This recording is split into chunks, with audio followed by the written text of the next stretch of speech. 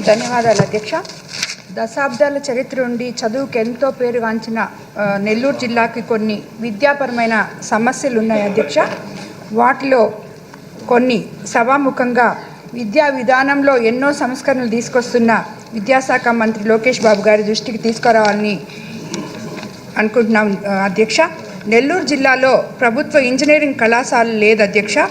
మా జిల్లా కేంద్రంగా విక్రమసింహపురి యూనివర్సిటీ ఉన్నప్పటికీ ఇంజనీరింగ్ ఫార్మా కళాశాలల ఏర్పాటుకు చాలా కాలం క్రితమే మాకు అనుమతులు వచ్చాయి అధ్యక్ష.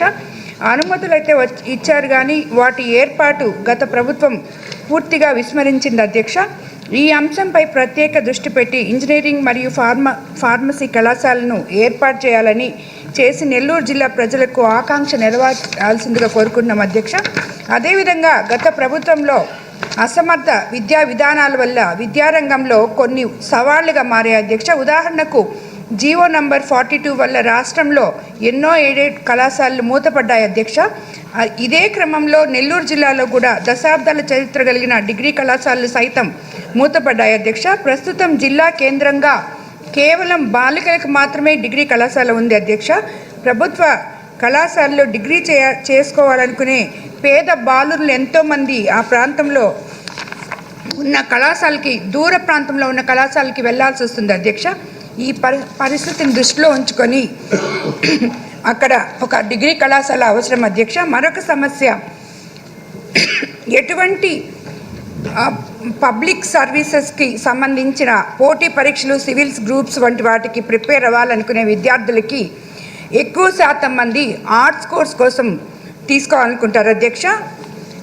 ముఖ్యంగా BA హిస్టరీ, ఎకనామిక్స్, పాలిటిక్స్ ఇవి ఎంచుకుంటారు అధ్యక్ష. కానీ ఈ కోర్సు అందుబాటులో లేనందువల్ల పేద విద్యార్థులందరూ చాలా బాధపడుతున్నారు అధ్యక్ష. ప్రభుత్వం ఈ విషయాన్ని పరిగణలోకి తీసుకొని నెల్లూరు జిల్లా వాసులకు ఈ సమస్య పరిష్కరించాలని కోరుకున్నాను అధ్యక్ష. చివరిగా అధ్యక్ష, విక్రమసింహపురి విశ్వవిద్యాలయంలో ప్రస్తుతం మాకు నెల్లూరులో ఉన్న ఒకే ఒక విశ్వవిద్యాలయం అధ్యక్ష.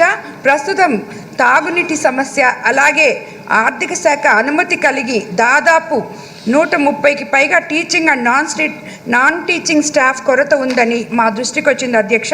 ప్రస్తుతం 2000 మందికి పైగా ఉన్నటువంటి ఈ విశ్వవిద్యాలయంలో ఒక హెల్త్ సెంటర్ కూడా అవసరం అని చెప్పి కోరడం జరిగింది అధ్యక్ష.